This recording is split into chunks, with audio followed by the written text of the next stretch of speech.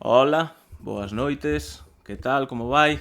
Aquí estamos por fin co directo, coa entrevista que vos prometín. Unha entrevista a un preparador de oposicións, que neste caso se chama Xusto Martínez, vale? Que dentro de nada pois xa vos vou presentar e xa vos comenta el quen é e todo iso, vale? En principio, todas as preguntas que queredes que lle fixese ao preparador, neste caso a Xusto, pois xa mas mandastes vos polas miñas redes sociais, por Instagram, correo electrónico, vale? Entón, había moitas que se repetían, outras que non, entón, o que fixen foi mesturar todo e dai pois facer como un guión que no que imos ir repasando pois todo o proceso selectivo, pois comezando desde como buscamos un preparador, pasando por consellos para a primeira proba, consellos para a segunda proba, consellos para a entrevista, co debate co tribunal. Aquí te deixa a Xusto. Hola Xusto, ao final Hola, ¿qué tal? non me trabuquei, non Bueno, che chamei como non debía, porque tivemos aí un pouco de cachondeo ao principio, porque me saiu moitas veces Xurxo, así que se durante o directo lle chamo Xurxo, no non vos pasa nada. preocupades que é defecto do animal, pero ele é Xusto Martínez, vale? E nada, deixoche que te presentes Xusto, que lle comentes a estas persoas que nos están vendo, pois, quen és, vale? Moi ben. Pois nada, eu son Xusto Martínez. En primeiro lugar, nada, darche as gracias por invitarme. Espero que se xa de algo de proveito para todas as persoas que nos están escoitando, que podan aproveitar algo. Eu son mestre de primaria, aínda que desde o 2000 exerzo de orientador nun centro, bueno, en varios centros de infantil e primaria.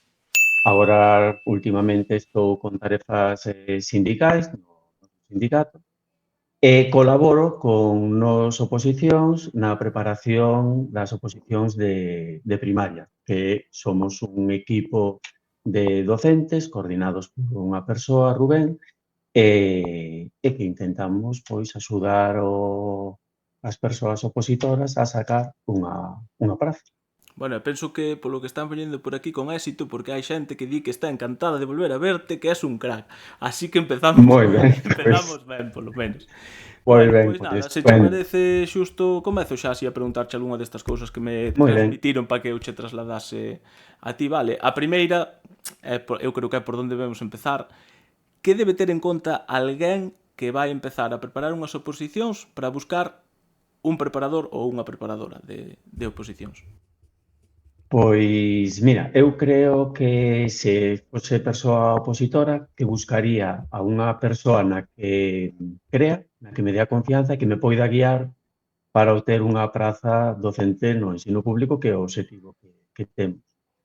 Eu destacaría dúas cualidades, unha relacionada co ámbito máis profesional e outra co persoal. Entón, a nivel profesional, eu creo que todas as persoas que poidamos dedicarnos a isto da preparación da fase de oposición, pois debemos de ter pasado por elas, ter certa experiencia e trayectoria tamén na preparación e coñecer o funcionamento do centro. E a maiores eu creo que tamén é importante pois ter unha bagaxe, dispoñer de unha serie de recursos e materiais que axuden pois o estudo, que se son materiais actualizados e tamén estar pendente de todos os cambios que se van sucedendo, todos os cursos, todos os anos e darlle as actualizacións oportunas ao profesora, bueno, as persoas que están opositando para facilitar o dominio o que acaden a praza. E por outra parte, a nivel persoal, está un pouco relacionado con eso que decía de crer nela, non? Porque quizás é algo importante que haxa conexión, que realmente pensemos en que esa persoa que nos vai axudar a sacar as oposicións. Entón, eu creo que é importante pois que sexa unha persoa pois con seriedade, rigorosa. Eu creo que é moi importante tamén a organización e a planificación de todo o proceso de preparación das oposicións, porque iso tamén lle vas transmitir ás persoas que están preparando e que vayan guiando e reconducindo e situándonos a veces tamén cando sexa preciso para orientarnos. Creo que é algo moi importante ter confianza, dar esa confianza e tamén en determinados momentos, porque o proceso selectivo é un proceso pois duro, Difícil. pois axudar emocionalmente cando é necesario estar aí ao lado, ou polo menos saber que poden contar contigo sempre que sexa posible, dunha maneira ou doutra. Vale, e unha vez que temos xa buscado ese preparador, preparadora, canto tempo necesitamos para preparar unha oposición? Aquí xa sei A pregunta do millón, que me fixo esta pregunta, eu imagino que querería que lle dixase uns cuantos meses, pero eu penso un mes, que me vas no, dicir outra meses non. cousa. No, meses é moi difícil, home, depende da capacidade de cada persoa. É certo que a veces escoitas decir, pois eu empecéi no mes de febreiro, marzo e conseguino, pois estupendo. Pero o normal é que un ano, 2 anos, que é unha boa media. Todo para acadala. Todo isto vai variar, evidentemente, en función pois da nosa capacidade, das horas de estudo que lle poidamos dedicar, do tempo disponible, do método da preparación tamén, no? Da academia, en función de como organiza o que comentábamos antes, todo o proceso de preparación.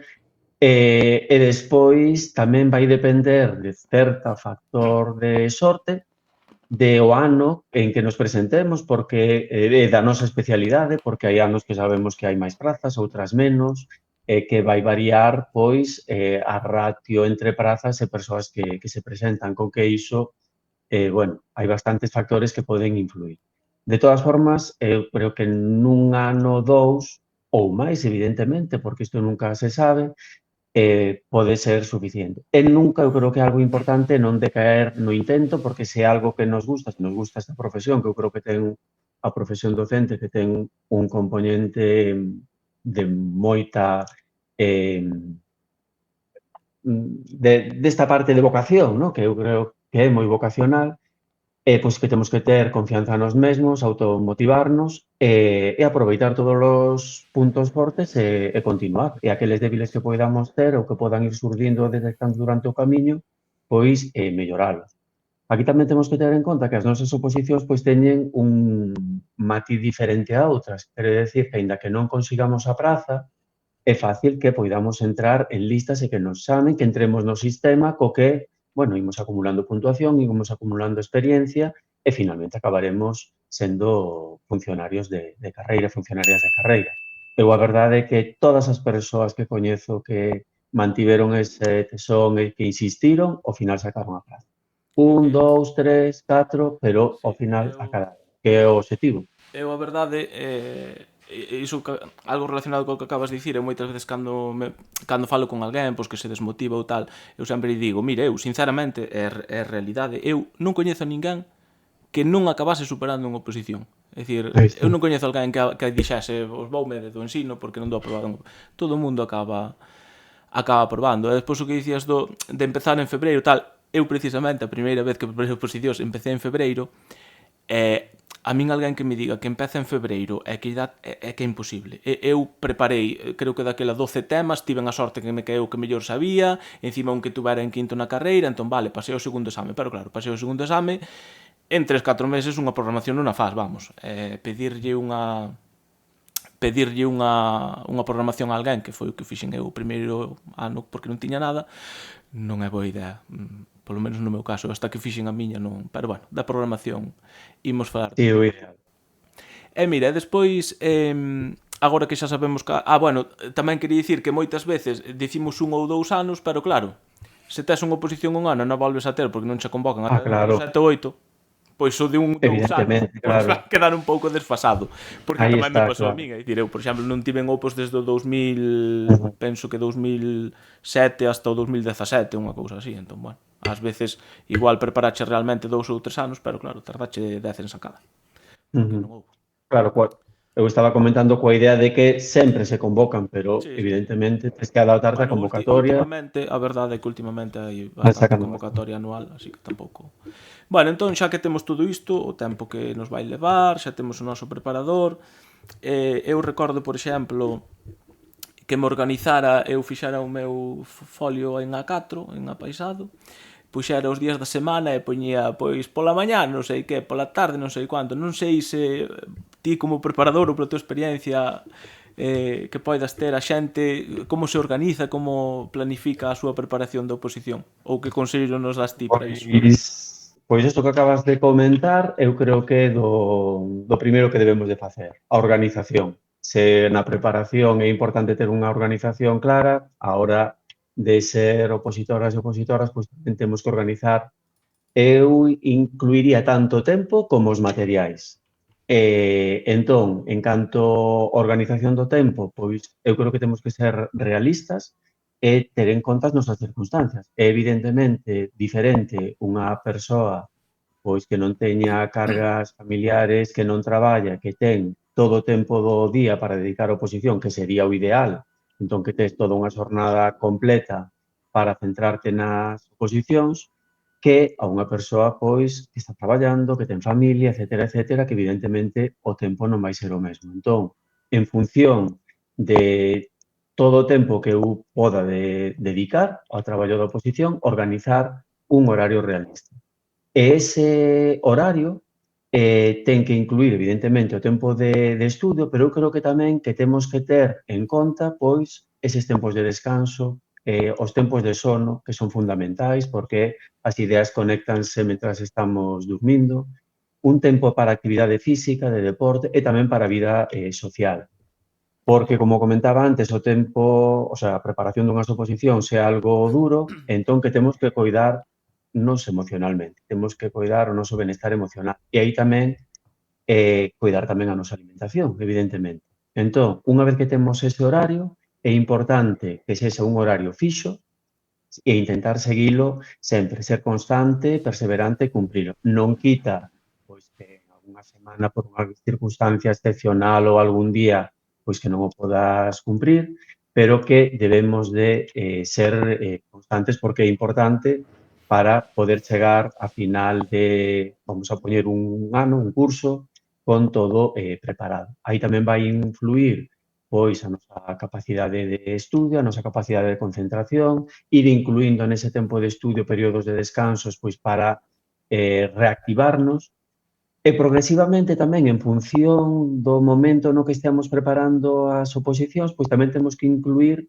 tempos diferentes. Quero decir que evidentemente ao principio cando nos estamos poñendo en marcha, sobre todo cando é o primeiro ano, pois témonos que poñer o día en moita información, moita documentación de temas, legislacións, organizacións de supostos, programación, etcétera, pero según vamos avanzando, pois que é moi importante incluir tempos de repaso, tempos para evocar todo isto que vayamos aprendido, porque nos vai servir para realmente comprobar se todo o que estamos aprendendo está asentado, detectar puntos débiles e retomar sobre eles para ir avanzando.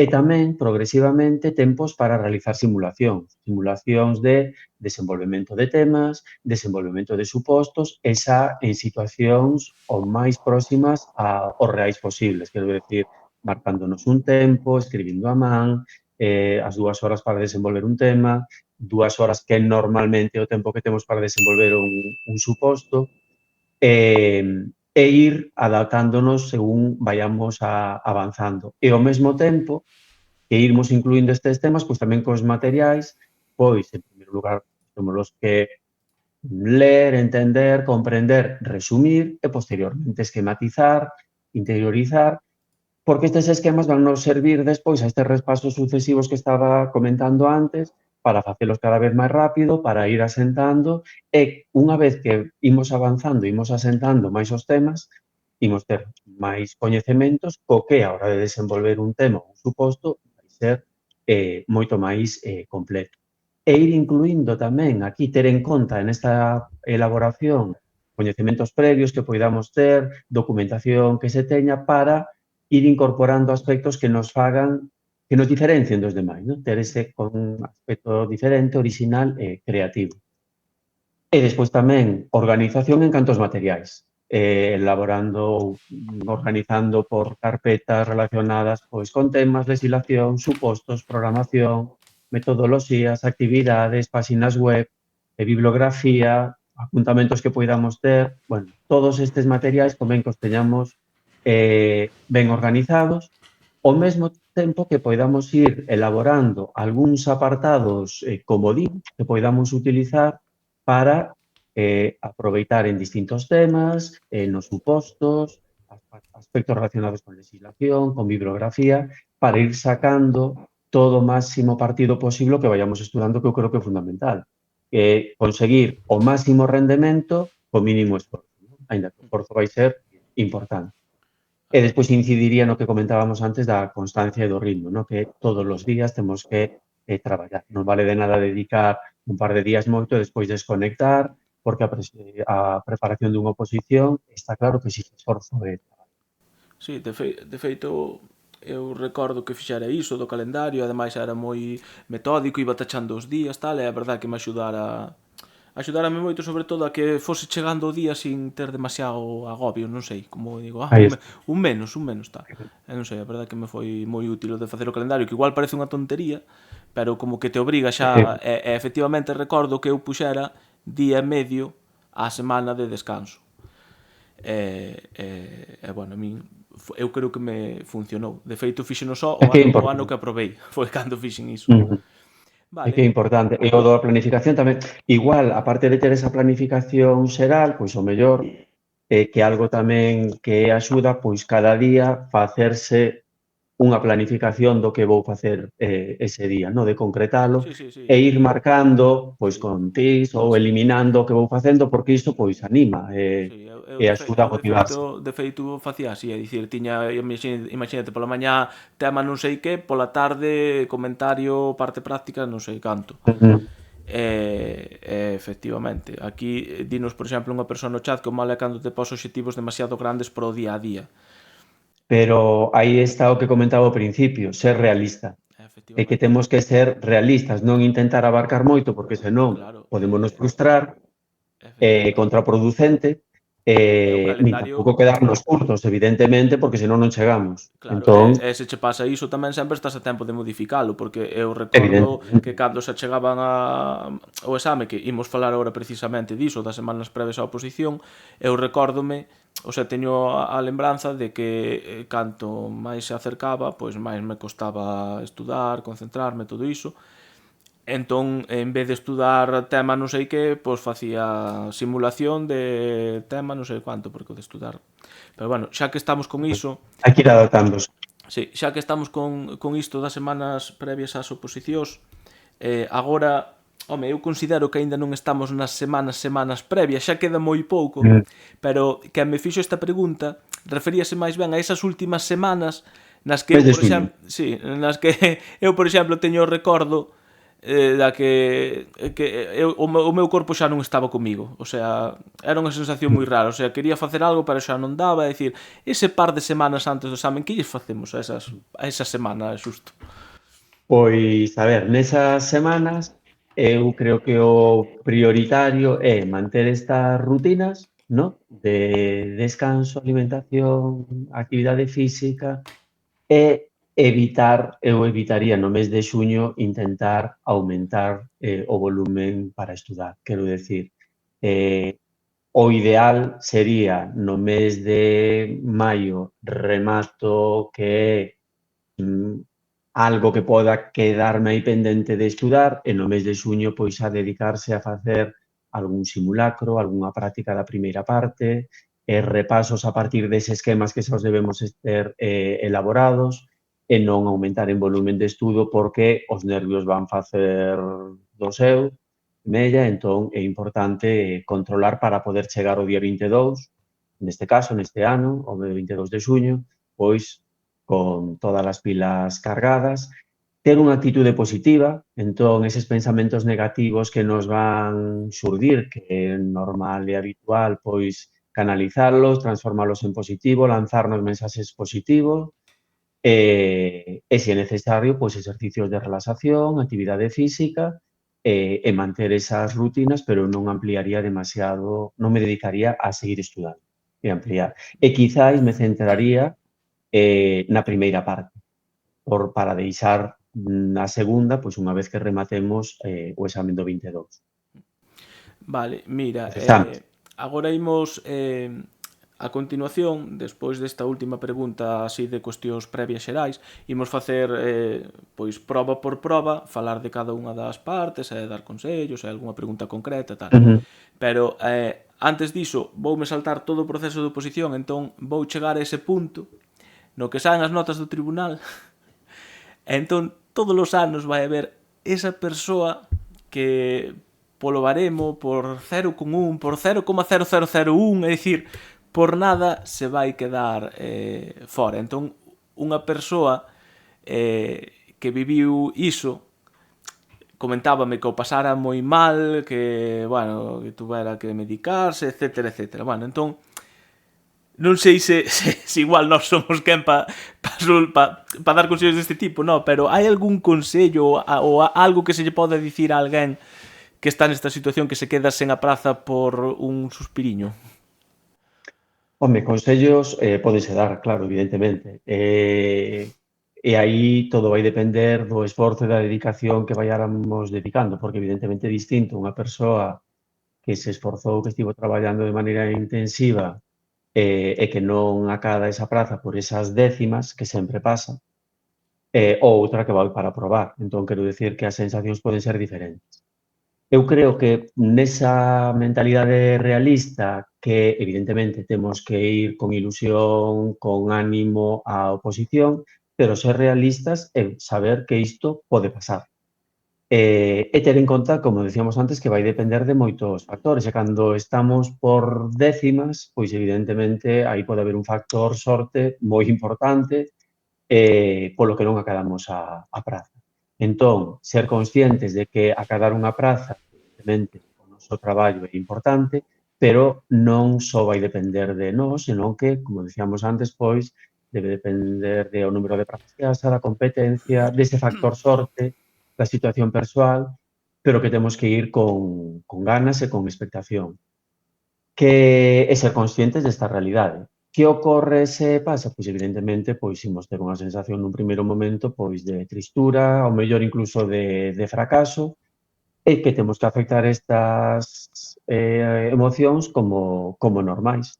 Ademais, despois dun esforzo de dedicar todo un curso ou máis, porque non hai persoas, eu teño compañeros, bueno, digo compañeros e compañeras, van ser compañeros e compañeiras que lles pasou en máis de unha ou de dúas ocasións, entón é normal que nun primeiro momento que nos sintamos pois con frustración, pero que hai que saber xestionar estas emocións. É importante, como en calquera emoción, non tanto o que pasa, sino como afrontamos o que pasa, non? Entón, darlle unha volta a isto, entender que se non o acadamos, pois estamos aí, quero dicir que o noso esforzo non ten unha recompensa final, pero superar todas as probas, pois evidentemente é para estar satisfeito. Vemos que estamos moi cerca, hai que valoralo, e sacar toda a parte positiva que poidamos dela. E ter claro que, o que comentábamos antes, que na primeira pode ser, non o podemos acadar, na segunda tampouco, pero se seguimos perseverando, ao final acadamos a praza. E isto é importante. E tamén saber que imos estar dentro do sistema e que en algún momento que nos pode chamar. E independentemente disto, despois de que pasemos este baixón, pois é importante tamén analizar, non? O que, por que, bueno, toda a fase de oposición, como se desenvolveron os exames, dunha maneira realista, o mellor nese momento, pois nós non somos capaces, pero con outra persoa da nosa confianza, quizáis a persoa que se nos estivo acompañando unha preparador, un preparadora, pois falar con el para analizar que funcionou e continuar con el, se hai algunha cousa que hai que cambiar con objetividade para modificar o que sexa posible e retomar e insistir, porque se nos rendemos entón non serviría para nada.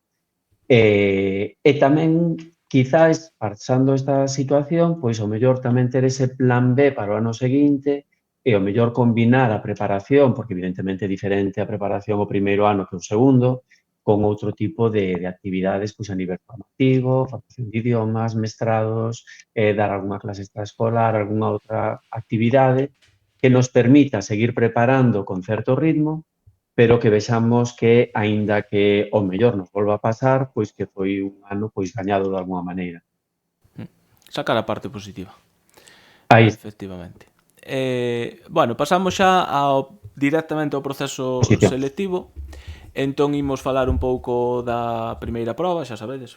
Bueno, tedes moitos vídeos en YouTube meus para saber como é o proceso opositor, pero bueno, primeira proba hai parte 1, digamos, práctica e parte 2 tema, así resumindo. Entón, da parte práctica, xusto, que consellos lle podes dar así á xente para afrontar esta Da, práctica? Pois, a ver, eu antes de comenzar coa parte práctica, eu creo que aquí temos que ter en conta, por unha parte, a convocatoria, no? O que nos indica, e relacionado coa primeira proba, aínda que normalmente os criterios que publican os tribunais son moi xerais e moi abertos, telos en conta, lelos moi ben e intentar aplicalos. Sabemos que cada tribunal é autónomo, pero temos aí, antes de comenzar as probas, unha presentación que é o momento de realizar todas aquelas preguntas e dúbidas que poidamos ter para aclaralas, porque nos van a axudar a afrontarnos as distintas probas pois con máis seguridade. Empezando coa parte práctica, non? Co suposto da parte 1, pois entón, eu aquí pola miña experiencia, antes de comenzar a escribir, eu creo que é moi importante ler o suposto varias veces para ter moi claro o que nos preguntan, saber moi claro que nos preguntan. Entón, eu faría primeiro unha lectura xeral, marcando aqueles aspectos máis destacados.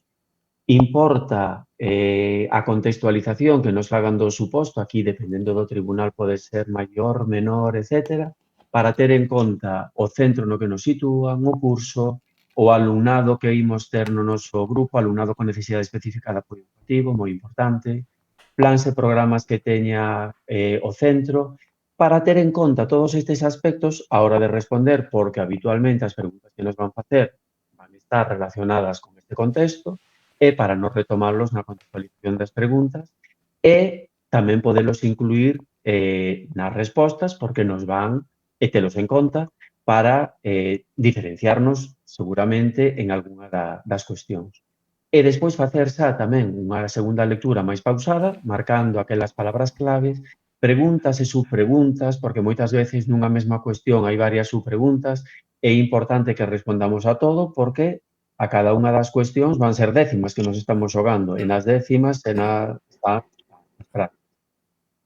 Hai persoas que son como moi estructuradas e que teñen moi claro todos os apartados que temos que tocar en cada unha delas, e outras persoas que lles custa un pouco máis. Entón, se nos custa un pouco máis, pois o mellor convén facer un mini borrador do que imos tocar en cada unha das preguntas para non esquecer nada e empezar a desenvolvelas.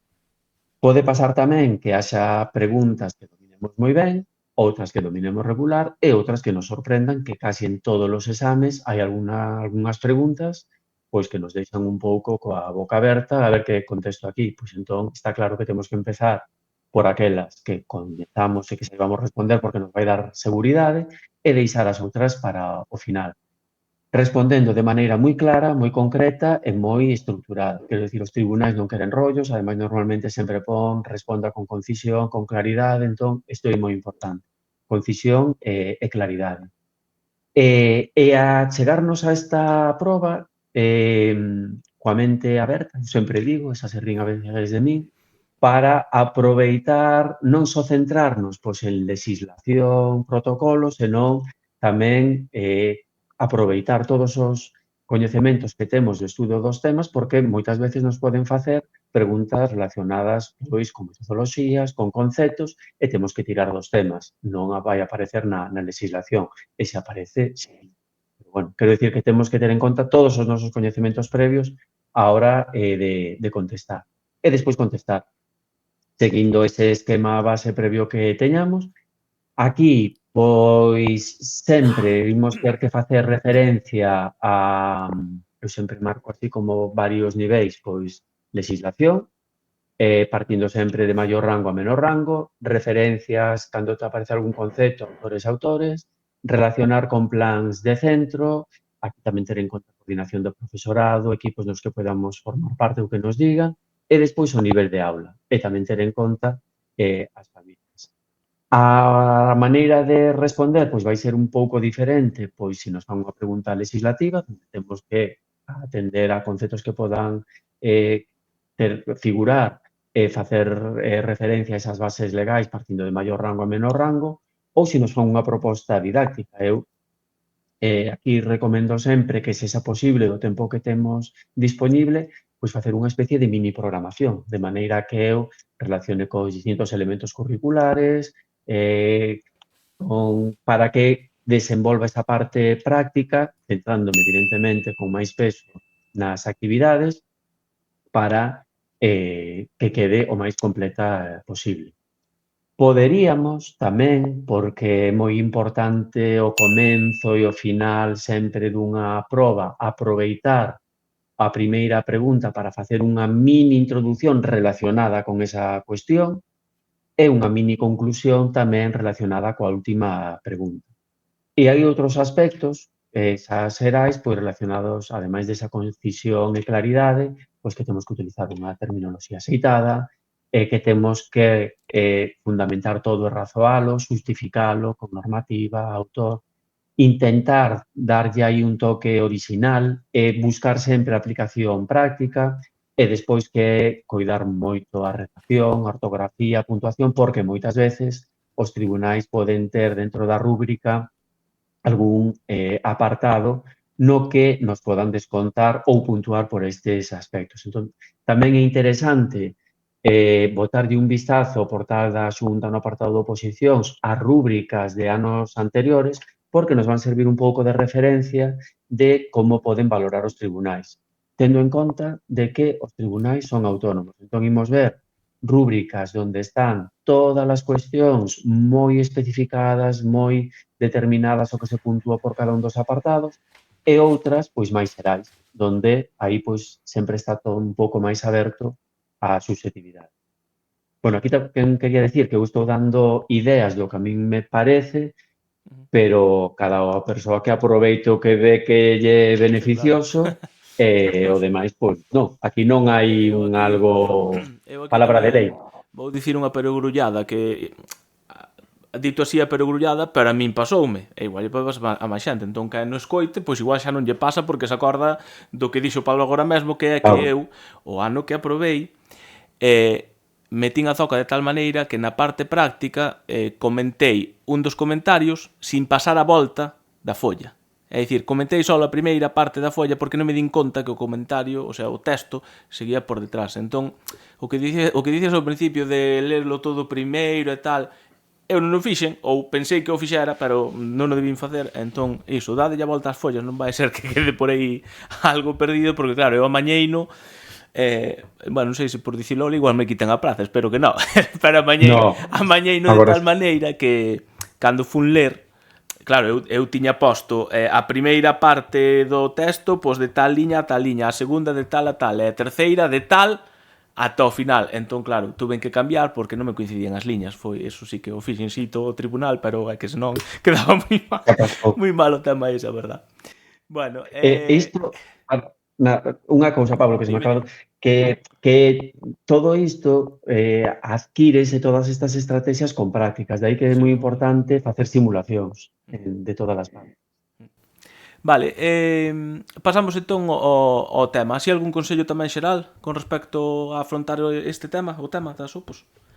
A ver, os temas aí é diferente, porque os temas debémolos de ter pechados ben axustados ás 2 horas. Entón, aquí, en primeiro lugar, imos ter que escoller un, de 2, de 4, dependendo de que Sí, do por corpo. que nos presentemos, non? Do corpo e polo que nos presentemos. Entón, pode ser interesante levar de a casa feita unha listaxe con preferencias, feita con tranquilidade, para saber que tema escoller unha vez que o tribunal pois xa que o chou os temas que corresponda, porque pode ser que en aquel momento, cos nervios, que empecemos a dubidar e que fagamos unha mala elección.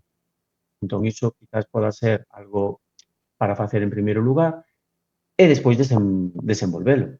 Entón, no tema, pois convén que teña unha introdución, a parte do contido, evidentemente, unha conclusión e despois a bibliografía, a webografía e a legislación. No apartado de contido, pois convén que desenvolvamos todos os epígrafos e que quede claro que estamos tocando cada un deles, que o tribunal vexa que non queda ningún apartado sen tocar. A hora de redactalo, ter en conta que o imos ler, porque, quero decir, a hora de relatarlo inflúe iso pois para que vayamos enlazando quizás todos os apartados e que o fagamos dunha maneira máis fluida, xustificar sempre todo con base legal, con base de autor, e aquí tamén, para darlle o noso toque persoal, podemos ir relacionando pois con plans e programas da Consellería, coa práctica docente real, con exemplos prácticos, con lecturas, coa biblioteca, dependendo do tema. Quero decir, para darlle, adaptalo o noso, bueno, a nosa maneira e darlle ese plus de creatividade de orixinalidade. O discurso, como decía, pois eso, que ten que ser fluido, evitar un discurso plano, inda que despois na lectura podemos enfatizar e destacar as partes que nos interesen. Eu evitaría táboas e moitos subapartados porque poden dificultar a lectura, pero sí que é certo que hai temas que teñen, ademais dos epígrafos, moitos subapartados. Entón, aquí, utilizar distintas estrategias. Podemos ir lanzando preguntas para anticiparlle o contido ao tribunal ou tamén anticipar eses distintos subapartados e despois ilos desenvolvendo co que tamén lle anticipamos ao tribunal de que imos falar e despois xa sabe, xa espera o que lle imos decir. En canto á redacción, pois, coidar o vocabulario correcto, preciso, unha boa presentación, caligrafía, ortografía, redacción correcta, porque poden valorar, o van valorar, utilizar unha linguaxe inclusiva, utilizar xenéricos, isto tamén no suposto, os dous xéneros, nomear sempre a legislación a primeira vez de maneira completa, se utilizamos siglas, pois indicar o seu significado a primeira vez, para que se o tribunal despois pois decide botar un vistazo ao noso examen, pois para completar, para comprobar se está todo o que dixemos, etcétera, pois que poda facer tamén unha boa lectura. Moi ben. Mira, moitas das preguntas que viñan a continuación xa respondiches agora. Por exemplo, preguntaba unha persoa se é recomendable poñer bibliografía ou así ou non. Xa indicaches que mellor sí. Sí, ademais aquí que temos que ter en conta as rúbricas. En todas as rúbricas aparece a bibliografía. E aquí sinalar que en algunhas rúbricas non especifica nada, pero en algunhas sí que especifican 3 fontes bibliográficas e 3 webs. Por eso eu sempre recomendo como mínimo 3 fontes bibliográficas e 3 webs. Vale, o mesmo coa legislación, tamén falaches dela, que outra persoa preguntaba se meto legislación, non meto no tema. Ao final, aquí o que podemos facer, evidentemente, se nos podemos a escribir toda a legislación que desenvolvemos no tema, pois lévanos, bueno, pois uns minutiños. Entón, o que podemos facer, ou eu recomendo, moitas veces, ou como unha opción, é aproveitar ese tempo para seguir desenvolvendo o tema e facelo de maneira máis completa posible e indicar, aí nese apartado de legislación, facer referencia a toda a legislación que fomos nomeando ao longo do tema. Desa maneira, tocámola igual, pero non perdemos o tempo. Gañamos ese tempo de volver a enumerar toda a legislación na que nos baseamos. Outra pregunta era se era recomendable facer a introducción e conclusión. Eu entendo que sí. A ver, a introducción e conclusión, claro, son esas cartas de presentación que é fundamental.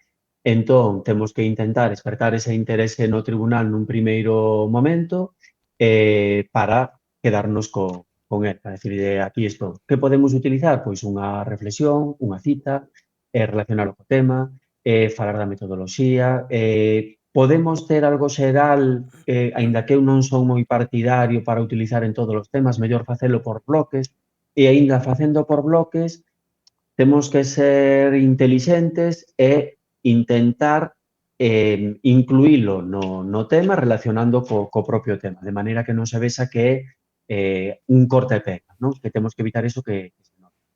E aí na introdución, pois, aparte desta presentación para destacar, pois, xustificar a importancia do tema relacionando co currículum, que podemos relacionar tamén cos obxectivos do desenvolvemento sostible, cos retos do século XXI, indicar esa normativa base legal a que imos ter que facer referencia con posterioridade, facer algunha xustificación tamén de autores e incluso incluir tamén unha presentación da estrutura do tema se non inclúo o índice, porque moitas veces tamén aparece na rúbrica.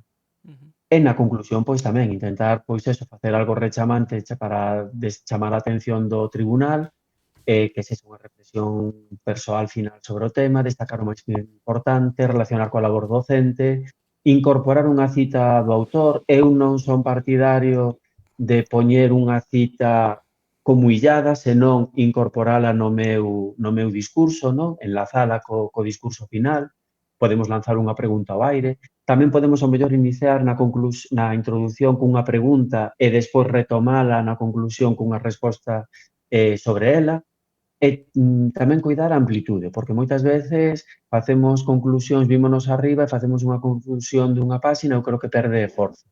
Unha, que perdemos tempo para desenvolver o tema, eu creo que con media, na introducción, o mellor podémonos pasar un pouco máis, pero na conclusión, con media páxina, depende un pouco do tamaño da letra, pero con un tamaño medio, con media páxina podería ser suficiente.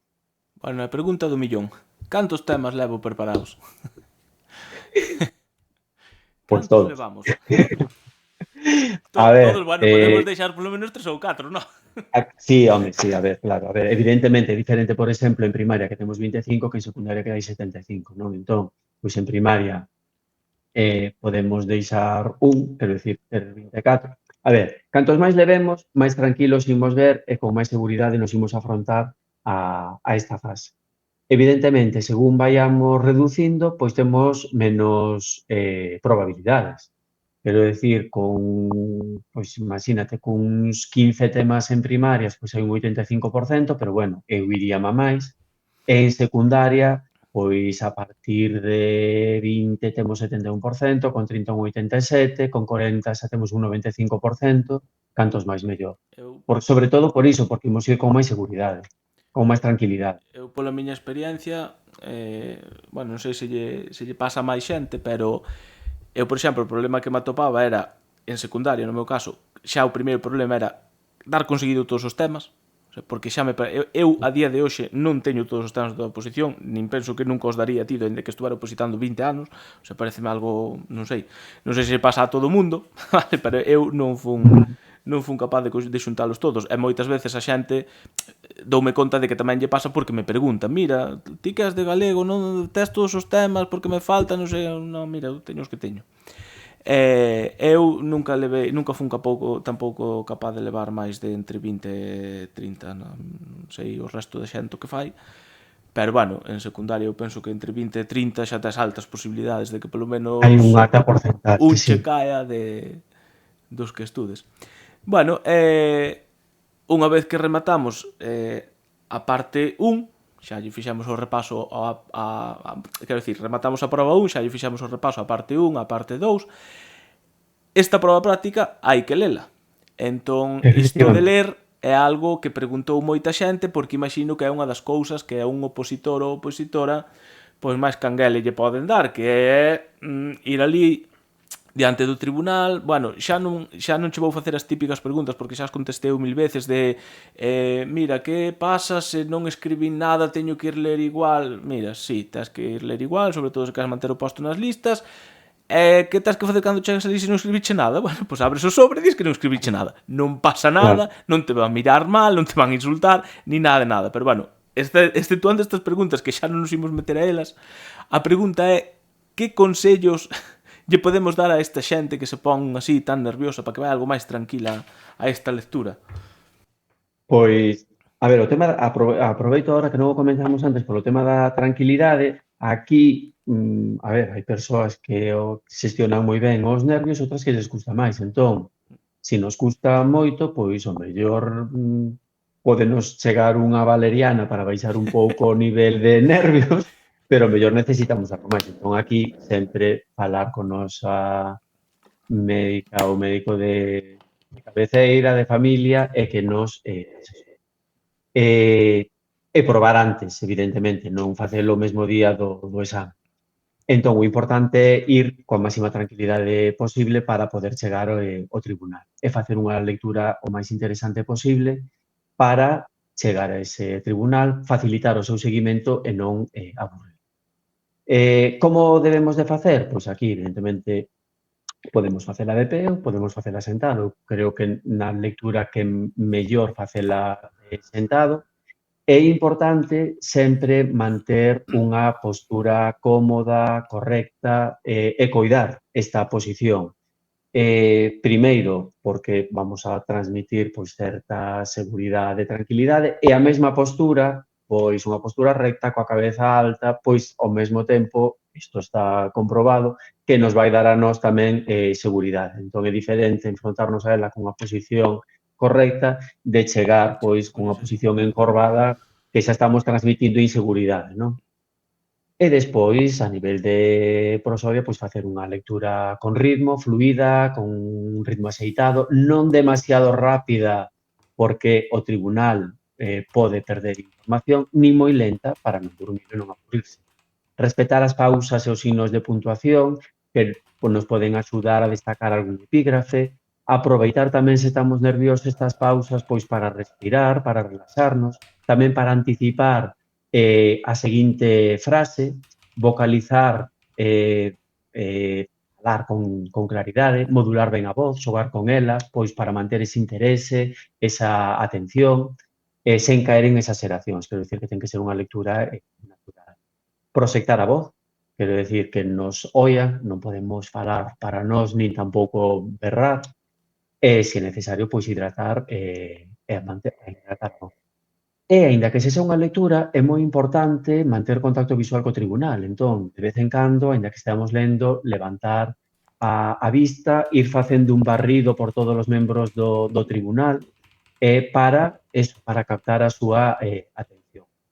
E utilizar tamén a linguaxe sexual que poidamos, coas mans, coa cara, para enfatizar aqueles aspectos que nós consideremos que deben destacar. Evitar pois tocarse a cara, tocar o pelo, porque son accións que se asocian con nerviosismo. E todo isto conseguese con práctica. Quero decir, hai persoas que xa que fan unha lectura estupenda, que teñen unha boa vocalización, prosodia, etcétera, e que non o necesitan, e outras persoas, pois, co mellor que lles gusta máis e tamén enfrontarse diante do tribunal, pois facer prácticas diante dun espello, de outras persoas, ademais das prácticas que se poidan facer na academia ou coa túa preparador ou preparadora, gravarnos incluso para despois Eu fixera analizalo eso, sí. e aí está, facer unha pequena ou gran rúbrica con aqueles aspectos pois, que estamos agora comentando ir analizando despois esa grabación con eles e para ver pois isto sí que o fago ben, isto mal, pois aquí teño que mellorar e ir marcándonos tamén pequenos retos para ir coidando todo isto. E tamén convén que cheguemos á lectura pois coa voz hidratada, quente, porque é diferente pois imos á primeira hora da mañá que nos acabamos case de levantar que se imos á última hora do día. Entón, que a voz estea preparada para facer esa lectura. Mira, E aquí podemos incluir tamén, Didi Pablo. no, ia dicir que agora que falabas de gravar, lembreime agora ao falar precisamente diso que sobre os temas, eu recordo que eu gravara os meus temas porque como daquela estaba traballando en Arteixo, de paso que iba para Arteixo no coche, conectaba o móvil ao coche e iba escoitando os temas. E Iba sinceramente eu que pasando. nunca fun de estudar así, pareceu bastante ameno incluso que se me quedaban cousas como estaba estudiando nun contexto que habitualmente non facía, pois igual os temas que escoitaba no coche, pois despois acordábame, hostia, isto foi cando no coche que iba á altura de Betanzos, pois entón foi Pero moi iso igual divertido. que Claro, pero iso igual que co alumnado, cantos máis estímulos utilicemos, máis chegamos a eles e mellor lle chega a información, pois para nós tamén. Aparte de ler, pois tamén nos podemos escoitar. Mira, E é non decir, sei se dixeche xusto ou se ainda oías dicir, hai algo que se di moito que é o do igual o dixeche se me foi, porque estou a mil cousas aquí, pero do contacto visual co tribunal, non sei se sí, falaches ou sí que o si... comentei, Ah, sí, vale, sí vale, que o pois xa comentei. está, O sigue, contacto sigue. visual que é Perdón, importante. perdón. Nada, e ora iba a comentar, a maiores de todo isto, que isto eu creo que é o fundamental, o tema da vestimenta, ¿no? Que tamén é a nosa carta Aí eu de tamén teño que presentación. contar, Pois, conta. Conto despois cando Entón, remates. vale. Pois entón, aquí é importante saber que imos, perdón, que imos a unha oposición e que temos que coidar a vestimenta. Quero dicir, non imos a unha festa, a unha boda, entón, pero sí que temos que cuidalo, como non imos a, a unha festa, non? Entón, coidala de maneira que sexa aceitada para a situación na que. Pois mira, eu que iba a comentar, antes voulle responder aquí a unha persoa que di no chat que en secundaria se poden ter copia do exame o tribunal. A ver, eu entendo que se queren, poderían perfectamente fotocopiar o teu exame e te lo mentas ti o les, entendo. No meu caso non a tiveron, e polo que estou vendo aí, a maioría da Eu penso xente non ten a copia do tribunal, pero non, se a tivesen tampouco. non, o normal é que non porque abres ti o sobre. Hostia, é verdad, claro, No non momento poden ter, da efectivamente, lectura non non o poden ter. olvidádemos, non poden ter porque abres ti ali o Claro, sobre, non van ter copia. claro. Outra cousa é que fagan cousas como que están dicindo aí que houbo xente que tiñan como un proxector en riba e eles vían o que estabas lendo. Pero claro, Bueno, o eso xa é outro nivel. copia non van ter. Aí está falando moita xente no chat que poñen unha cámara para ir seguindo por non sei onde, pero bueno. No meu Pois, caso non, e non creo que sexa habitual tampouco, no, e isto tamén, supoño que tamén moitas veces que se fará para comprobar que realmente estás facendo Sí, que unha está, lectura do que tes sí, escrito. o que non fixo, Porque vamos. claro, porque a veces aproveitas, evidentemente, se é algo moi puntual, pois pode pasar desapercibido, pero temos que ter cuidado porque se nos collen, pois evidentemente van a ter en conta. Pois sí.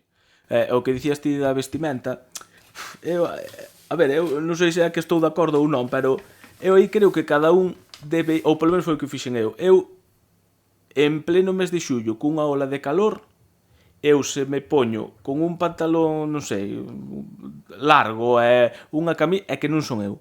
Eu non sería eu. Entón, eu lembro perfectamente, fun a tanto a oposición de secundaria como a oposición de escola de idiomas, fun coas miñas bermudas, a miña camiseta e os meus tenis, e sabes, pode ser que A ver, efectivamente sexa algo que alguén poida ter en conta, pero non sei, evidente, a ver, non hai ningún elemento na rúbrica que figure claro. iso.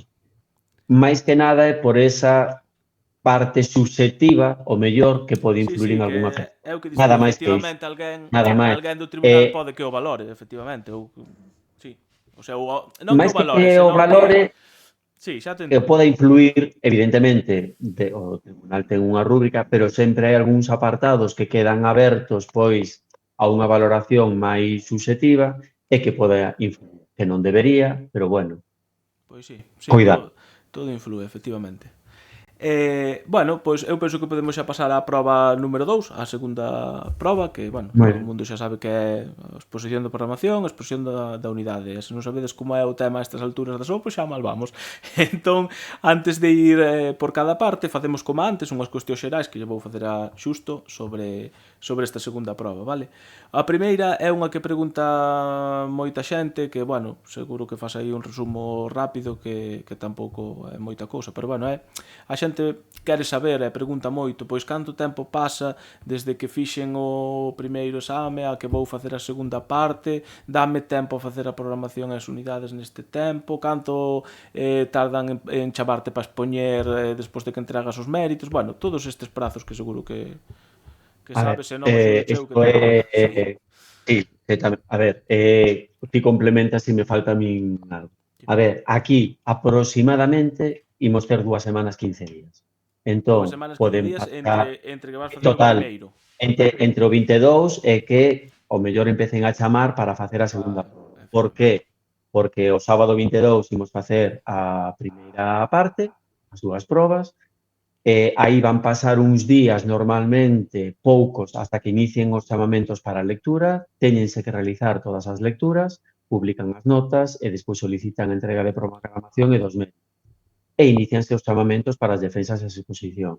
Temos que ter en conta que estamos a final de curso, que nos centros, a ver, todos os membros do tribunal son docentes, persoal de inspección, e entón, nos centros hai traballo arreo durante esta época e tamén a veces pasa que se quedan algúns días onde non hai chamamentos ou que se saltan porque hai por de claustros, avaliacións, etcétera, etcétera. Entón, resumindo, imos contar eses con 15 días aproximadamente, tamén evidentemente se somos das últimas persoas que nos chamen para facer a defensa da exposición, pois imos ter algúns días máis, pero entre o examen e as primeiras aproximadamente, pode ser días máis, días menos.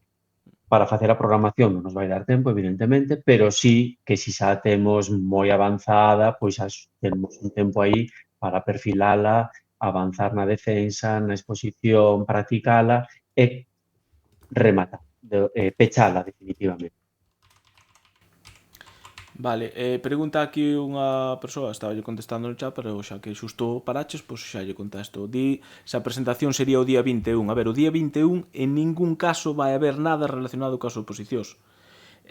Por exemplo, xa vos podo dicir que secundaria seguramente sexa o 22. Primaria, o sea, o corpo de mestres, pois non o sei, seguramente sexa o 22 tamén, pero digo que non o sei porque se lembrades no ano 22 fora un dos días do fin de semana mestres e outro dos días do fin de semana secundaria. Entón eu non sei se están a facer o mesmo. Eu sei que secundaria vai ser o 22 porque hoxe dixeronme que castelán era o 22, así que toda a secundaria vai ser o 22. E imagino que mestres tamén. Normalmente tamén faise a presentación, deixase un par de horas, Sí, suposto, todo, é dicir, pola tarde temas. o 21 que pregunta esta persoa, o 21 non vai haber nada seguro, porque a propia convocatoria se pon a partir do 22, así que O 22, claro. eso seguro. Vale, xusto perdime, onde íbamos? Na proba 2, nas cuestións xerais, vale, xa me atopei.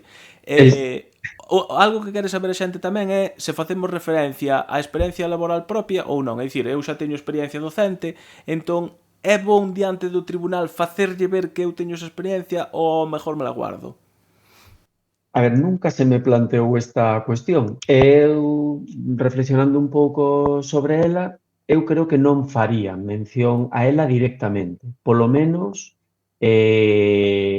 no desenvolvemento da defensa e da exposición. Sí que tería en conta, evidentemente, eu creo que é moi importante. Quero decir, que teñamos en conta toda a nosa experiencia, porque sabemos ao que nos funciona, o que non funciona, a hora de desenvolver a nosa programación. Eu sempre recomendo ter en conta esas experiencias, a SESA, como na carreira, como en prácticas, como de traballo, porque, evidentemente, se parto dun centro que xa coñezo, cun grupo que eu domino, que coñezo, pois do que se trata é de partir desa realidade e adaptalo que a min me interese. Que despois, ao mellor, en algunha pregunta final no debate, se me fan algunha cuestión que eu xustifique algo partindo da experiencia docente, bueno, eu aí xo vexo de diferente maneira. Pero, bueno, que é algo, unha reflexión persoal, quero dicir. Sí, bueno, eu por engadir algo, se a persoa que fixo esta pregunta o facía porque considera que é moi importante que o tribunal saiba que xa está traballando, o tribunal xa vai saber. Porque xa lle entregaches os méritos neste momento, entón xa vai saber se traballaches ou non. Entón, eu son da corda del, tampouco me preocuparía en exceso por demostrar isto, verdad? E despois agora vouche facer unha das preguntas que máis ganas tiña de facerche, curiosamente, que é relacionada cos materiais que podemos empregar. Eu tiña moitas ganas de facerlle esta pregunta a alguén que teña experiencia como a ti, xusto, porque claro, a min cando me preguntan, eu sempre digo o mesmo, é dicir, mira, o material que podes empregar o día da presentación, se queres, pregúntalle ao tribunal, ou o día que vas a entregar a programación, pregúntalle ao tribunal, pero claro, eu non che podo dicir, eu sei de un pois que levou un proxector, de outro que levou cartolinas. Pero claro, non sei se tú xusto estar aí neste mundo pois, se coñeces máis tipos de material que se poden levar, que o tribunal valora positivamente, etc. Pois, a ver, aquí, como en todo, os apartados, partimos da convocatoria. Entón, o que nos di a convocatoria é que para a preparación, para a famosa encerrona, non? Ese peche dunha hora, que podemos levar todo o material que consideremos oportuno sin posibilidade de conexión ao exterior, porque non podemos levar dispositivos electrónicos. De entrada, para a defensa non se recolle nada, que non podemos utilizar ningún material. Se ben é certo que a veces algúns tribunais permiten usar ese guión que podemos levar para a exposición, permítenos xa na defensa, e incluso a veces algúns permiten a utilización do encerado. Pero, como ben diste, todas estas dúbidas, o primeiro día a presentación é preguntar. Para a exposición da unidade didáctica, eu creo que quizás o mellor aquí en especialidades como primaria, infantil, pois xogamos con máis materiais. E aquí tamén temos que ter en conta a rúbrica, entón, e a convocatoria. O que nos di é que podemos utilizar todo o material auxiliar que consideremos oportuno que temos que achegar, nos mesmos, sempre que sexa aprobado polo tribunal. E aí esas preguntas que temos que facer ao comenzo. Ese guión que non pode ceder de unha páxina que temos que entregar ao final. Entón, eu creo que todo o material que acompañe o discurso da exposición e que sirva para enriquecelo, estupendo. Que podemos facer? Pois podemos, como diste, pois esas cartulinas, eses paneis que nos poden servir de guía para ir tocando todos os apartados da exposición da unidade didáctica.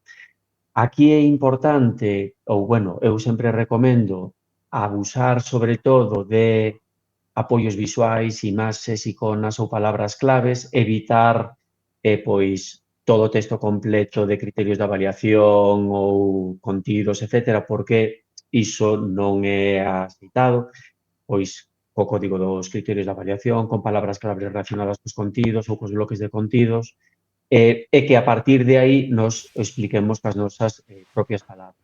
Ollo tamén co material que utilicemos en canto ao tamaño e a tipografía, quero decir que o tribunal o ten que ver. Entón, utilizar un material axeitado. E despois, outro material complementario que podemos utilizar para a exposición da unidade didáctica, pois é todo aquel material que nos sirva para enriquecer a nosa unidade para axudar a entendela mellor. Entón, desde un plano da aula, desde táboas con elementos curriculares, pantallazos de aplicacións que podemos utilizar, xogos, recursos didácticos, e aquí figura na rúbrica recursos elaborados pola propia persoa opositora, de aí que é importante, instrumentos de avaliación. Quero decir, aquí o abano pois é moi amplo o que podemos utilizar.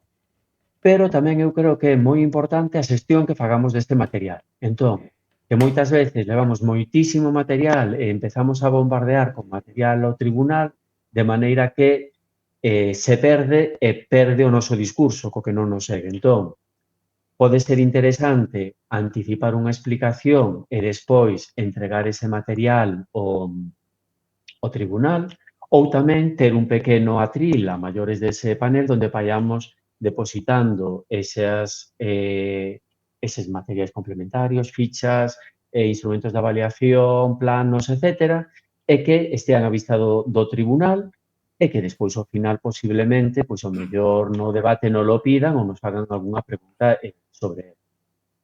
Entón, é importante dosificar e utilizalo de maneira correcta para facer un bo uso axeitado. E para facer este uso axeitado, incidimos no que xa comentábamos antes, práctica, práctica e práctica. É importante tamén que ese material que non vexe o tribunal que utilizamos pois como apoio para tocar distintos apartados ou recordar, e se o facemos, témolo que facer tamén con intelixencia para que non sexa evidente. Moi ben. E como tratamos ao tribunal? De vostede, de ti? Fixaronche algunha vez esta pregunta? Pois a veces non é que mo pregunten, pero moitas veces nas prácticas, pois de simulacións de defensas e de exposicións, pois aparece, pois como podedes ver, ou entón eu son partidario de tratar de vostede o tribunal. quero dicir, é un proceso selectivo, e eu creo que outra, se nos di o tribunal, pois se nos pide que nos traten de ti, pois evidentemente cambiamos e tratámoslo de ti, pero de entrada eu trataría de vostede. Tamén temos que ter en conta que moitas veces, ou normalmente o tribunal, podenos tratar de vostede tamén. Nos primeiras probas, se nos fixamos nos enunciados, rara vez está en segunda persoa, senón que está en terceira persoa, tratando de vostede. Vostede é titor de esta situación que faría, entón eu creo que tamén temos que tratar de vostede. Moi ben. E antes de pasar a cada unha das partes e unha pregunta así concreta sobre elas, consellos xerais para afrontar a exposición de programación e unidade?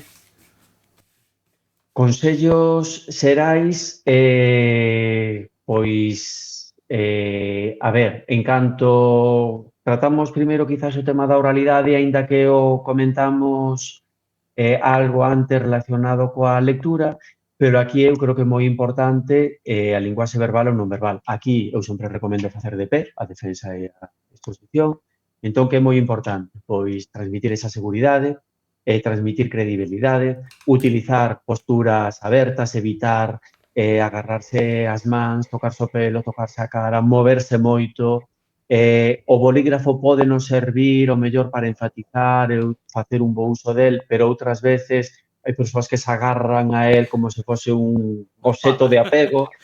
Claro, aí está. Entón, estamos transmitindo esa inseguridade e eu creo, eu sempre digo que temos que transmitir ao tribunal de que imos ser capaces de estar nun grupo, evidentemente son situacións diferentes, pero que temos que transmitir esa credibilidade, esa seguridade de que imos poder estar diante dun grupo de alumnado, pois 25 diverso, e que imos poder enfrontarnos a él e sacalo adiante.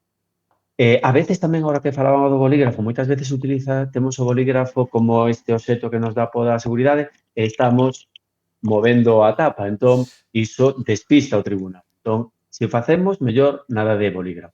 Contacto visual, moi importante. Moitas veces o que se fai é mirar o fondo da sala, mirar para as paredes, para evitar ese contacto, e se perdemos o contacto visual co tribunal, é fácil que o perdamos.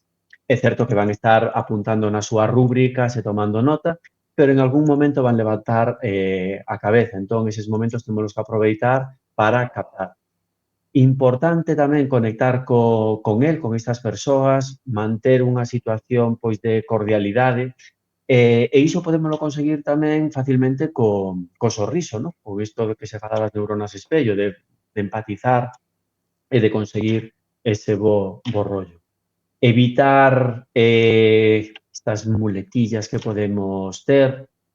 Entón, aí podemos ter distintas expresións que nos sirvan para enlazar o discurso, non parar ante distintos momentos que podamos ter bloqueos, pois aí pois resumir o que acabamos de decir, falar o mellor sen decir nada retomando o que acabamos, porque neses momentos pois temos que intentar recuperar o que nos falta e continuar e non quedarnos en blanco e evitar pois decir pois esquecín isto ou agora retomo, non que tirar para adiante. E aquí practicar é o que comentábamos antes, diante dun espello, diante de outras persoas, na academia, cos preparadores, gravarnos e ter igual esa rúbrica e tamén previo, pois tamén levar esa voz hidratada, quente, para poder afrontar a defensa e a exposición. Mira, agora que comentabas o de que recomendas expoñer de pé, eu coñezo un caso dunha rapaza da miña especialidade que expuxo programación e penso que unidade tamén, pero bueno, a programación polo menos sentada todo o tempo, e no momento das preguntas do tribunal unha das preguntas foi viron que tiña experiencia, o que dicíamos antes, entón preguntaron, mira, ti cando das clases estás todo o tempo sentada? A ver, suspendeu, non sei se foi por iso, pero seguramente que non. Desde logo unha das cousas que sumaría seguramente sí, aínda que non exclusivamente por iso, pero claro, porque o de expoñer que das esa sensación, é dicir, ti nas clases tamén estás sentado, non creo que ninguén, a maioría de xente que dé as clases sentado, igual alguén sí, pero a maioría de xente seguramente non estea sentado expoñendo. Bueno, pasamos xa directamente á programación. Só teño unha pregunta que queren que che faiga sobre a programación, que é se debe ser idealista ou realista. Pois eu creo que ten que ser realista. Quero decir, o tribunal son persoas docentes que están todos os días nos centros, e entón eu creo que a situación que planteemos na nosa programación que ten que ser real. Iso non quita que partindo do que coñezamos que adaptemos esa realidade ao que nos interesa. Con isto refírome a que incluamos aqueles plans e proxectos que nos importe a nós para enriquecer a nosa programación, que incluamos aqueles materiais que nos interesa ter na aula para desenvolvela, pero sempre sendo realista. É certo que cada vez os centros están máis dotados ou mellores, pero non crear un mundo ideal que non atopamos na realidade. E, ademais, tamén ser realista, pois vai haber aí certas situacións onde nos imos poder lucir, que é do que se trata. Quero decir, se eu poño unha clase ideal sen alumnado con necesidade, algo que non existe, pois podo mellor lucirme moito, pero van decir, pois a ver, iso que me explique porque na miña clase pois teño os alumnos con TDAH, un alumno con altas capacidades, un alumno de incorporación tardía, etcétera, etcétera. Entón, que ten que ser real. Vale, Ou eu creo que ten que ser. con respecto á unidade, a ver, esta pregunta eu pensaba que tiña moi clara a resposta, pero despois vouche contar algo, a ver que opinas. Pero ti que recomendarías escoller para expor a unidade unha da túa programación ou do temario? Porque, bueno, Pois eu a creo que ver, da programa. supoño que a xente xa o saberá, dicir, podes escoller entre unha do temario, facer unha unidade didáctica dun tema do temario que che sacan ali ao show, ou das que levas ti preparadas na túa programación da casa. A ver, nós a programación témola que elaborar e ten que incluir 15 unidades didácticas. Entón, se xa teño ese traballo previo, o do que teño é que desenvolvelas. Entón, escoller unha. E, ademais, eu creo que, como temos defensa e a continuación exposición, que nos permite tamén para enlazar e aproveitar como para que quede todo máis pechado. Porque se escollo unha unidade dun tema, algo que, quero dicir, na miña experiencia nunca se fixo, pois como que duplico o traballo, non? Ou eu vexo así. Entón, eu escollería sempre da programación. Vale. Eu seguramente tamén, pero ahora vouche comentar isto. Tú ponte de tribunal, ahora estás de tribunal, non? E chegache alguén e escoller facer unha unidade do temario. Como te quedarías? eu penso que só por iso xa me chamaría a atención. Claro, pero, é que iso se bueno, chamar moito a atención. Se alguén consigue facer algo así, eu tamén dubido moito que, sabes, son levar, por exemplo, en secundaria 70 e pico unidades didácticas preparadas, que non son 15. Claro, é que non é só xogar con esa probabilidade nos temas, senón tamén xogar coa probabilidade na exposición da unidade, co que te estás xogando máis. Pero, bueno, sí, a pesar desta ida de olla así, eu penso que diría o mesmo que ti, decir, a calquera, eu penso que o recomendable é, mira, fai unha das túas 15 que... Claro, a ver, iso é unha recomendación, pero despois cada persoa é libre que cada mundo, de cada facer un o que considere. O seu mundo. Pregunta aquí, esta pregunta parece interesante, ainda que non dixemos que non íbamos ir ao chat, pero como vexo algunha interesante, trae, guai. Porque sí que é certo que hai preguntas que digo, hostia, pois esta non me mandaron que xa fixese, pero estou na vendedora, entón aproveito. Pero está ben. Mira, preguntan aquí, eu teño claro tamén a resposta, pero pregunta Eva Paz, programar para este curso ou para o curso que ven? Pois eu creo que para este curso, para o curso no que estamos. Por que? Porque xa temos toda a legislación publicada. Bueno, agora para o curso que ven xa temos o calendario escolar, pero implicaría adaptar a programación que poda levar feito o calendario escolar. En cambio, para este curso xa teño toda a legislación publicada desde finais do curso pasado, xa hai normativa que teño que ter en conta para o curso actual. Entón, eu sempre recomendo para o curso actual. Que se despois o ano que ven pois teño que volver a presentarme, se teño mala sorte ou polo que sexa, pois a programación agora neste momento, que esperemos que continúen cos currículos actuais unha temporada, pois sería cuestión de cambiar a temporalización, porque o resto valeríame. Vale, eu podo concordar tamén, pero bueno, eu penso que programas para un curso ou programas para outro, con que o xustifiques ben, O sea, Sí, porque sí, faz da a túa igual. escolla, ao tribunal vai dar igual, porque a convocatoria non di que teña que ser nin para este curso nin No, para o no, seguinte, di para un curso académico, polo tanto aquí eu penso que sexa para un da ou que igual, ven ou para este, non hai ningún mentras o problema. justifiques ben.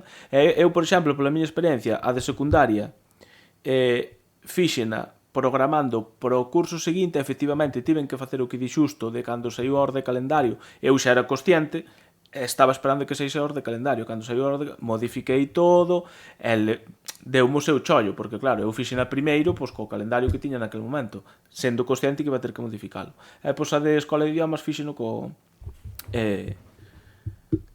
O curso actual, po curso actual, non tuve problema no que ningún dos estabas. dous casos, así que xa digo, mentras o justifiques ben. Vale, esta pregunta tamén me parece moi interesante, sobre todo porque eu non teño ni idea. Entón, a ver se aprendo algo tamén aquí. Vamos a ver, falase moito este ano de unidades didácticas fronte a situacións de aprendizaxe. Eu a verdade é que aí estou como un pulpo nun garaxe, vamos, para que me entendas. Entón non sei se ti podes dar algo de luz aquí no tema este. Algo de Pois, a ver, a convocatoria dinos que temos que deseñar unha programación con 15 unidades didácticas. Entón, está claro que temos que organizar o currículo en estas entidades máis pequenas e desenvolvelo nas 15 unidades, distribuir todos os elementos curriculares nelas. Pero, por outra parte, falase das situacións de aprendizaxe, que as nosas unidades didácticas deben incluir situacións de aprendizaxe. E temos que facer. Entón, teñen que convivir as dúas. Teño que organizar o currículum nas unidades didácticas e teño que desenvolver as actividades tamén nestas situacións de aprendizaxe, que están recollidas a nivel legislativo nos reais decretos que desenvolven o currículum, que non teñen un valor prescriptivo, pero que é aí donde, bueno, aparte de documentos, de textos que podamos ter, páxinas web onde se nos fala das unidades didácticas, pero que hai que nos dan unha serie de características, estou falando dos reais decretos, que temos que ter en conta. E cales son esas características? Pois, que temos que desenvolver, planificar unha serie de situacións ou actividades que impliquen todas as competencias clave, competencias específicas, que aquí no noso currículum galego son os obxectivos de área, e contribuir ao desenvolvemento tamén desas competencias. E indicanos unha serie de características que eu creo que nos dan pista de como temos que organizar as nosas actividades e as nosas unidades didácticas, de maneira que teñen que estar enfocadas a un obxectivo final no alumnado, a un reto, teñen que ser competenciais, temos que partir dos intereses do alumnado, relacionalos, se posible, con eses retos do século XXI, intentar que haxa un produto social relevante que este adaptado ás experiencias do alumnado e, ademais, que teñen que incluir o deseño universal de aprendizaxe dentro de, que tamén isto está recollido en toda a legislación do currículum, tanto na parte organizativa, curricular, como metodolóxica, e na atención á diversidade. Entón, aquí, se temos algunha dúbida respecto dúa, pois hai dúas persoas a nivel nacional que teñen dous blogs moi interesantes, Coral Elizondo e Antonio Márquez, onde podemos sacar moitas ideas. Tamén se nos di que temos que utilizar a aprendizaxe cooperativa, utilizar distintos agrupamentos, e que esas actividades nas que organicemos a nosa unidade didáctica pois teñen que ser de complexidade crecente ata chegar a ese produto, a ese reto final que é un pouco o que guía. Non ten por que ser unha soa situación por unidade, pero nos na nosa academia pois chegamos un pouco que o mellor podería ser máis fácil e máis recomendable enlazar as dúas partes de maneira que todo o planteamento da unidade didáctica estivese como unha situación de aprendizaxe que desembocase nese produto. O que lle vai dar tamén un fío conductor a toda a unidade. Bueno, eu creo que calquera persoa que as oposicións deste ano leve claro este tema, que xa ten algo andado con respecto ao que no, como a mí non o ten nada claro, porque me parece, sabes, é como cando cambia unha lei que vai haber alguén sempre que che fale, bueno, ahora, non me acordo, ahora que son competencias básicas ou clave, xa ni non sei, xa ni me acordo. Claro. Clave, bueno, pois seguramente que vai haber alguén que fale de básica tal. Entonces, ese xa van ter unha pequena marquiña.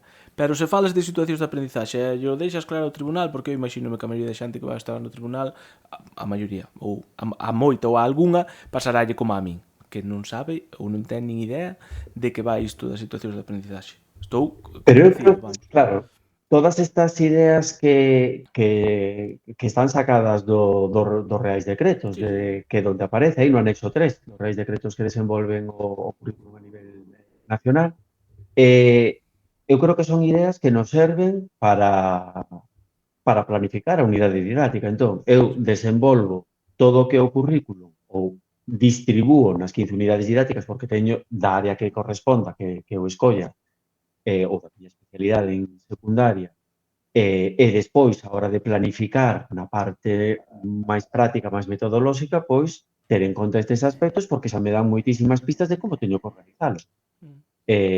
E defendelo así tamén diante do tribunal. Vale, mira, xusto, podes repetir que hai aquí xente que Sí, non colleu eses dous blogs que mencionaches? sí, digo vos o nome das persoas. Coral Elizondo, que é unha orientadora que ahora se dedica moito pois a formación, de feito creo que está en excedencia, e Antonio Márquez. Non recordo ahora o nome do pero se se pon blog Coral Elizondo Dúa, xa aparece Antonio Márquez tamén. E ademais teñen algunhas presentacións moi interesantes donde para cada un dos principios do deseño universal de aprendizaxe van indicando accións concretas que podemos ter en conta a hora de desenvolver a nosa programación e as unidades didácticas, porque así nos lo marca o currículum e así está recollido na convocatoria, que temos que ter en conta os principios do deseño universal de aprendizaxe, ademais dos protocolos, normativa, etc. Bueno, pasamos entón xa á última parte, que é o debate co tribunal, vale? Xa todo o mundo sabe que se chegaches ao debate co tribunal, xa che queda nada para poder descansar xa despois de pasar todo o proceso selectivo. Entón, xusto para rematar, neste debate co tribunal, que tipo de preguntas pode atopar un opositor ou opositora e que lle podemos aconsellar para superalas? Pois, a ver, tiramos outra vez da rúbrica. Entón, na rúbrica, neste apartado, que eu entendo que este ano que vai haber preguntas sempre, porque hai un punto que é asociado ao debate e moitas veces non se facían preguntas, pero eu entendo que agora se hai un punto pois que se deberán de facer polo menos para dar xogo a acadar ese punto, e o que di a rúbrica é que temos que responder con solvencia e con rigor. Entón, iso é o que temos que facer. Solvencia, pois, solvencia, ter seguridade.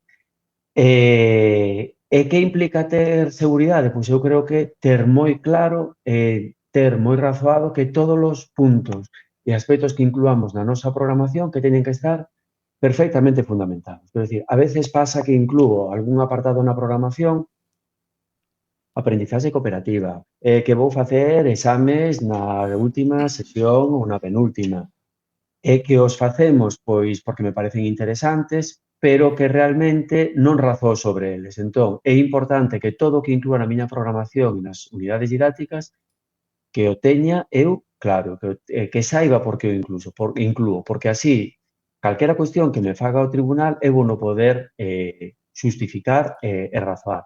De aí que é moi importante crer na programación e transmitir. E despois desenvolver as respostas con rigor, que quere dicir que as temos que fundamentar, con base legislativa, con base de autor, e sempre que o fundamentemos e o justifiquemos, haberá persoas do tribunal que podan estar máis acordes ou menos acordes coa metodoloxía que eu utilice ou co que eu explique, pero se o fundamento, dificilmente me van poder botar abaixo.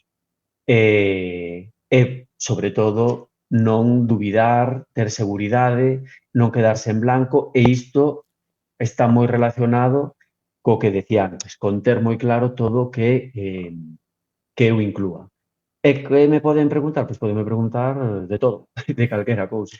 Pois relacionado coa organización do currículo, cos obxectivos que incluín, como fixen a miña secuenciación, como plantei a atención á diversidade, que técnicas e instrumentos de avaliación utilicei, algo mellor agora que está moi, bueno, que é novedoso, pois é o relacionado co competencial, coa avaliación das competencias, aspectos metodolóxicos, organización do horario, temporalización, actividades, coordinación, o mellor, con outros membros ou outros docentes do centro, o papel das familias, as nosas funcións como docente, o papel da biblioteca dentro da aula ou do centro, como xestiono emocionalmente o alumnado, xestión de conflictos, como podo atender o alumnado que non poida acudir a clase regularmente, aínda que o debemos de incluir xa na nosa exposición, porque é un dos puntos da rúbrica, programas da consellería que o mellor utilizo, pois, que nos piden que afondemos un pouco máis ou algunha dúbida que poidan ter,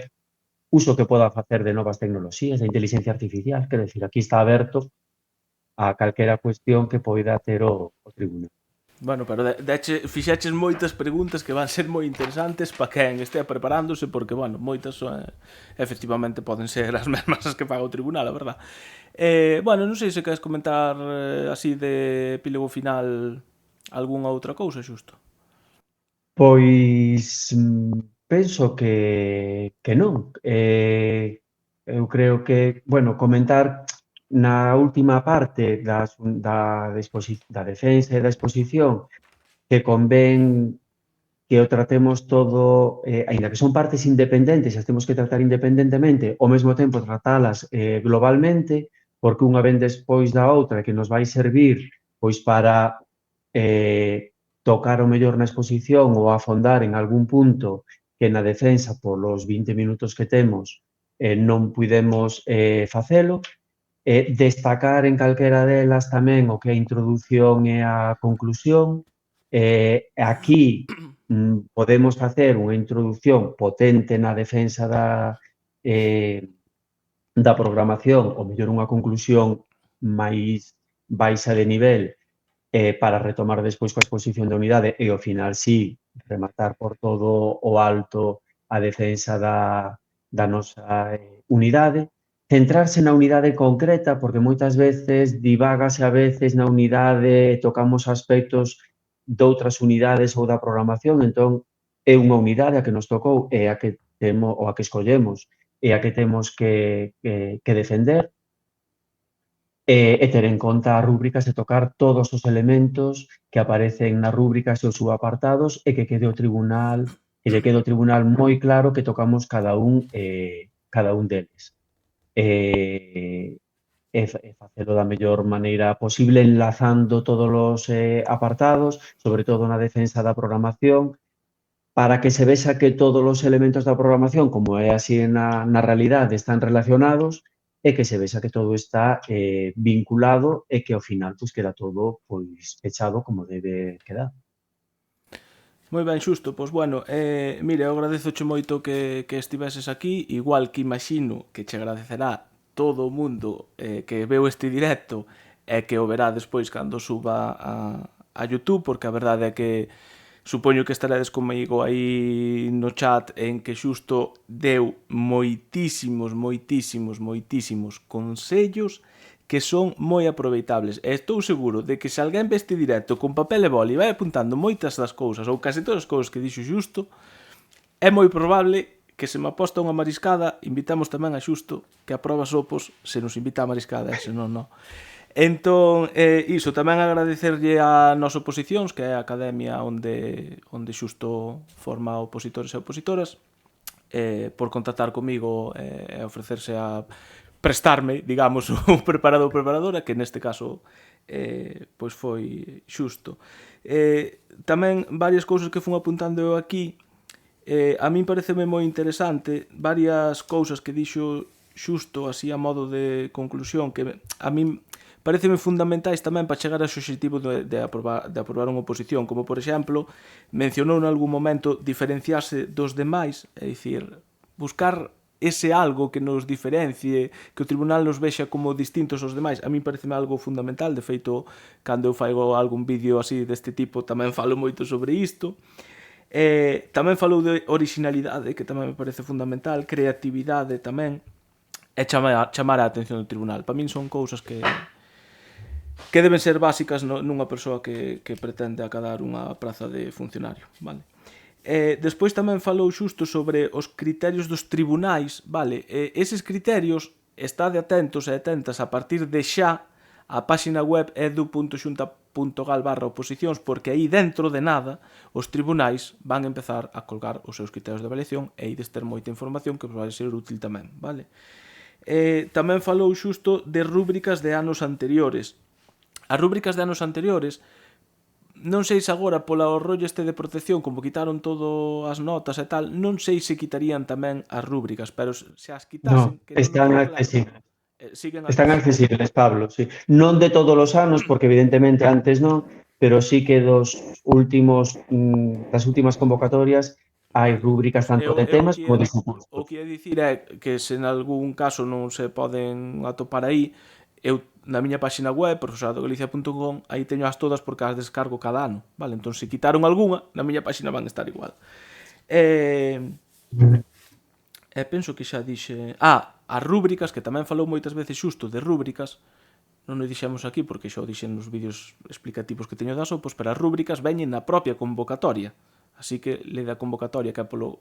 non o dixemos, pero é por onde... Bueno, xusto sí que o Hai que mencionou, empezar. pero é por onde se empeza unha oposición por ler a convocatoria. Xa digo, espero que vos gustase o directo, que aprendesedes moito. Eu xusto agora ímonos ir descansar, que creo que o merecemos. E nada, a vos vexo-vos Moi ben. no próximo directo, vale? Veña, un saúdo. Pois nada, moitas gracias pola invitación e moito ánimo para seguir preparando as oposicións, seguir traballando para obter esa praza como docente na nosa comunidade no ensino público, que entendo, supoño que será o que creemos, e tamén animar a todas as persoas docentes pois a contribuir a loitar por un ensino público de calidade, non? Que é o que se trata tamén. Por iso Niso estamos aquí. estamos. Veña, un saúdo, xusto. Moi ben, moitas gracias, Pablo.